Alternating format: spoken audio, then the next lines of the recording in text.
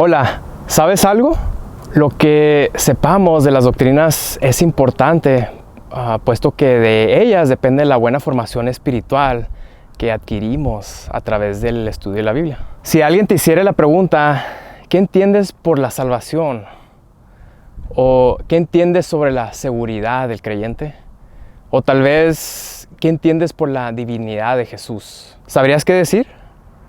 ¿Cómo lo contestarías? Pues si no sabes muy bien cómo contestar a esas tres preguntas, no te preocupes, no te alarmes. Efectivamente, en este estudio examinaremos esas tres doctrinas básicas para relacionarlo con el perfil de la iglesia en relación con su misión. Haré una oración. Oremos. Padre santo y amoroso que estás en los cielos, en la tierra, en todo lugar.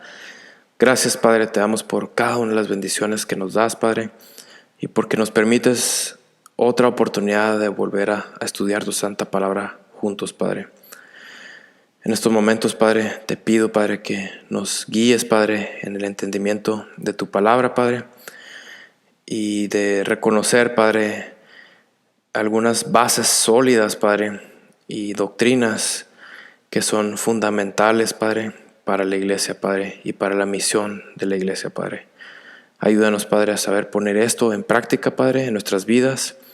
Y también te ruego, Padre, que si hay alguien que escucha este mensaje el día de hoy, que no ha hecho una decisión por Cristo en sus vidas, que hoy sea el día de salvación, Padre. Toca sus corazones, Padre, y guíalos, Padre, a poder tomar esta decisión tan importante en sus vidas, Padre. Perdona nuestros muchos pecados y quita cualquier distracción de nuestras mentes que tengamos. Te lo ruego y te lo pido en el nombre de Cristo Jesús. Amén. La iglesia tiene su fundamento doctrinal en la palabra de Dios y podremos decir que son bases sólidas. Veremos tres bases sólidas o doctrinas que son fundamentales para la iglesia. Y como la iglesia verdadera que está bien fundamentada podrá tener un sentido de santidad, un espíritu misionero y un deseo de comunión con el Señor. De esta manera la iglesia podrá ser sal aquí en la tierra y impresionar al mundo con la práctica de una vida diferente de la que este mundo se vive. Hablar de la palabra es hablar de Cristo también, por cuanto Él es la palabra encarnada. Iniciemos pues con uno al ver qué es la divinidad de Jesús. Y nos basaremos en la carta a los Filipenses, el capítulo 2, de los versículos del 6 al 11, que dice: El cual, siendo en forma de Dios, no estimó el ser igual a Dios como cosa a que aferrarse, sino que se despojó a sí mismo, tomando forma de siervo, hecho semejante a los hombres, y estando en la condición de hombre, se humilló a sí mismo, haciéndose obediente hasta la muerte, y muerte de cruz. Por lo cual Dios también le exaltó hasta lo sumo, y le dio un nombre que es sobre todo nombre, para que en el nombre de Jesús se doble toda rodilla de los que están en los cielos y en la tierra, y debajo de la tierra, y toda lengua confiese que Jesucristo es el Señor, para gloria de Dios Padre. Este hermoso pasaje es rico en su revelación de Cristo. Pero vamos a ver cuidadosamente qué significan estos versículos. En primer lugar, según este versículo 6, ¿será que la iglesia adora a un Dios diferente del que se revela en el Antiguo Testamento? ¿Qué piensas? Bueno, dice ahí la frase siendo en forma de Dios, refiriéndose a Jesús mismo, la cual es importante entender que la iglesia cristiana no adora a un Dios diferente de Jehová. Esto significa y nos revela que Cristo Jesús tiene la misma naturaleza inalterable de Dios. En esencia es el mismo Dios, auténtico e inmutable. Y no significa que hemos puesto a un extraño en el altar de Dios. Más bien, según este pasaje, sabemos que Dios mismo descendió para estar con los hombres. Jesucristo es el mismo Dios. Ahora, según el versículo 7, ¿de qué se despojó Jesucristo? ¿Y por qué lo hizo? Bueno, cuando dice que se despojó a sí mismo, quiere decir que Cristo renunció al ejercicio de sus atributos de Dios. Siguió siendo Dios aquí en la tierra, pero se limitó a sí mismo, no utilizando sus atributos de Dios. ¿Y para qué? Para tomar la forma de siervo. O sea, Cristo se hizo verdaderamente hombre. No era una apariencia solamente, ni una máscara. Era un verdadero hombre, como es verdadero Dios también.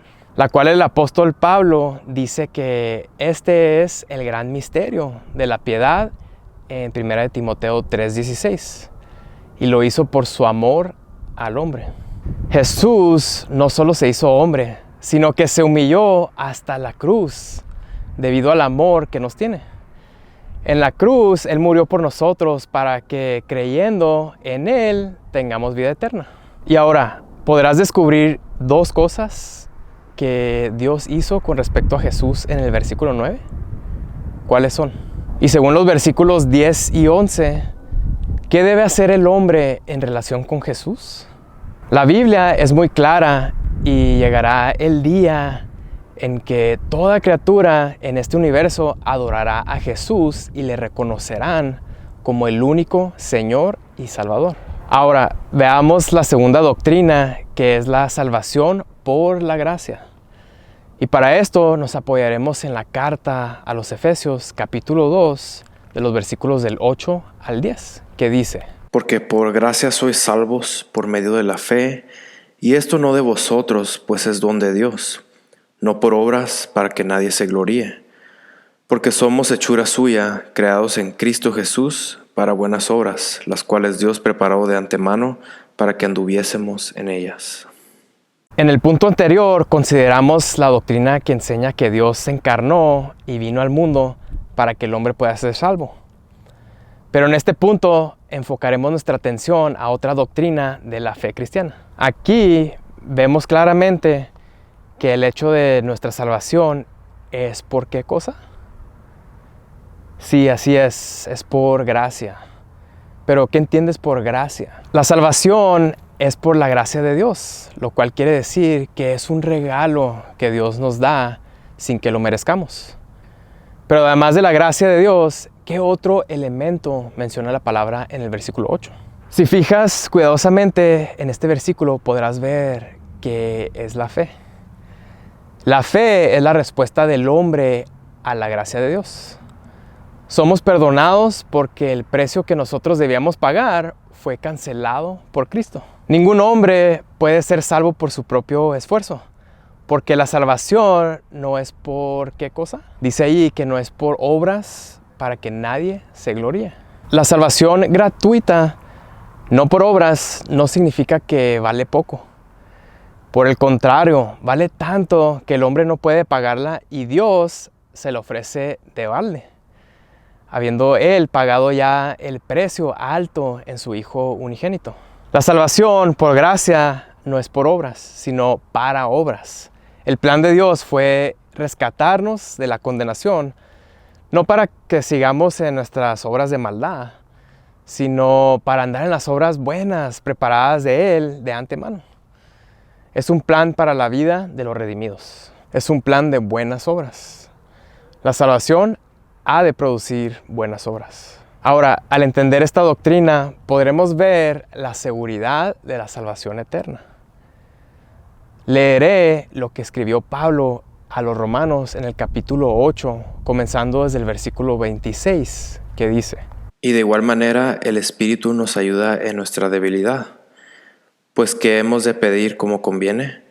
No lo sabemos, pero el Espíritu mismo intercede por nosotros con gemidos indecibles.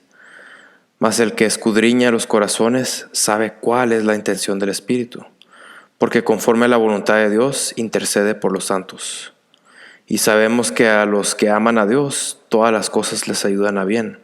Esto es, a los que conforme a su propósito son llamados. Quien ha sido salvo por su fe en Cristo puede gozar de la seguridad de una salvación eterna. Según el versículo 26 y 27, ¿quién nos ayuda en nuestras debilidades? Ahí dice que es el Espíritu Santo. ¿Y de qué manera lo hace? Dice allí que intercede por nosotros, porque conoce las intenciones de nuestro corazón. Así es nuestra seguridad en la salvación. Somos débiles, pero la salvación no está sobre nuestros débiles hombros, sino sobre el poder absoluto de Dios. Por otra parte, la misma naturaleza eterna de la salvación nos da esa seguridad. Tenemos vida eterna y siendo así no podemos perderla. Y por si fuera poco, Pablo nos enseña que los que aman a Dios tienen todas las cosas a su favor, pues Dios las dirige armónicamente para nuestro bien. Dios nos llamó con un propósito y hemos respondido a su llamado. Dios cumplirá su propósito hasta el fin, como dice Filipenses 1:6. ¿Y qué verdad declara Pablo en el versículo 37? Antes, en todas estas cosas somos más que vencedores por medio de aquel que nos amó. Dice allí que el cristiano no marcha a la derrota. Él es vencedor por causa de la victoria de Cristo. ¿Y de qué estaba seguro Pablo? En los versículos 38 y 39. Por lo cual estoy seguro de que ni la muerte, ni la vida, ni ángeles, ni principados, ni potestades, ni lo presente, ni lo porvenir, ni lo alto, ni lo profundo, ni ninguna otra cosa creada nos podrá separar del amor de Dios, que es en Cristo Jesús, Señor nuestro. Dice allí que no hay cosa alguna que nos pueda separar del amor de Dios. Pablo declara esto con absoluta seguridad. Nada hay que pueda separarnos de ese amor de Dios, lo cual es ya absuelto por causa de la obra redentora de Cristo. ¿Cómo pues podría Él condenarnos? Dice Pablo en el versículo 34. ¿Quién es el que condenará? Cristo es el que murió, más aún el que también resucitó, el que además está a la diestra de Dios, el que también intercede por nosotros. Aquí vemos que Él apela a la resurrección de Cristo como la obra definitiva de nuestra salvación. Además dice allí que Cristo está a la diestra de Dios intercediendo por nosotros.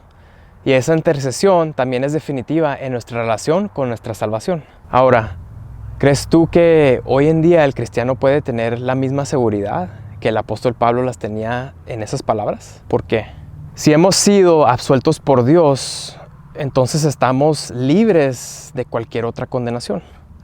Y nadie podrá tentar contra ella, pues en Cristo estamos seguros de nuestra salvación eterna. Podrás notar qué tan importantes son estas tres bases sólidas o doctrinas. Si te preguntan de nuevo, ¿qué entiendes sobre la divinidad de Jesús, la salvación y la seguridad del creyente? ¿Podrás explicármelas a la luz de la Biblia? ¿Qué sabes hoy que no sabías antes? ¿Y cómo crees que te puede ayudar este conocimiento? ¿Cómo crees que esto sea útil para la misión de la iglesia? La verdad es que una iglesia fuerte en doctrina bíblica se mantiene firme ante una ola de doctrinas extrañas que atacan al cristianismo. Y de esa manera podrás refutar las falsas y erróneas enseñanzas que otras personas y otras sectas pueden tener. Conocimiento en la doctrina da seguridad al creyente. La doctrina sirve como un punto de referencia que el creyente puede usar para mantenerse en línea con la voluntad de Dios. Finalmente, si tú aún no has aceptado a Cristo como tu único y suficiente Salvador, hoy lo puedes hacer. Hemos visto cómo uno puede ser salvo a través de ese precio que pagó Cristo por nosotros, y Él es el único camino a la vida eterna. Es un llamado al arrepentimiento y a la fe en Él. Dios te guíe a tomar la mejor decisión de tu vida. Vamos a orar. Oremos. Gracias, Padre Santo, por estos momentos de estudio bíblico. Ayúdanos, Padre, a estar bien fundamentados en tu palabra y llevar a cabo en nuestras vidas estas bases sólidas que nos ayudarán como iglesia a llevar un mensaje de salvación a este mundo que tanto te necesita. Padre, también te ruego por aquellas almas que han escuchado este mensaje y que aún no toman una decisión por Cristo. Te ruego, Padre, que les incomodes y les guíes a tomar esta decisión y así puedan gozarse de una vida en Cristo lleno de gracia y vida eterna. Te ruego, Padre, que nos sigas ayudando en nuestro continuo crecimiento espiritual. Todo esto te lo pido con el perdón de nuestros pecados. En el nombre de Cristo Jesús. Amén. Dios les bendiga y les cuide. Nos vemos.